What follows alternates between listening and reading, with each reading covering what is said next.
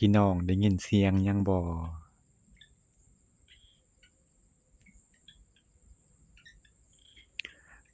ได้ยินเสียงเขียดห้องและคิดฮอดอดีตเนาะพี่น้องแต่ข้าวน้อยค่ำมาแล้วตอนนำหน้าพี่น้องค่ำมาแล้วเขียดแต่แอกหรือว่าเขียดจีน่าน่ะจะห้องแบบนี้คุมื้อตอนยังน้อยพี่น้องคิดฮอดบรรยากาศตอนยังน้อยๆนอนนาได้เสียงเขียดห้องดังสนั่นทั่วทุ่งนาเป็นหยังที่มีความสุขสุดๆพี่น้องแต่มาบัดนี้สมัยนี้อิหยังก็เปลี่ยนไปแล้วพี่น้องเราก็ใหญ่ขึ้นกว่าเก่าความคิดก็ใหญ่ขึ้นที่จริงคันเป็นไปได้ก็บ่อยาก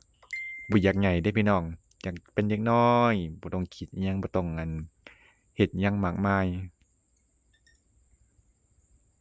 ได้ยินเสียงเขียดร้องแล้วคิดฮอดอดีตสุดๆอดีตที่มีความสุขเนาะพี่น้องโอเคไปแล้วพี่น้อง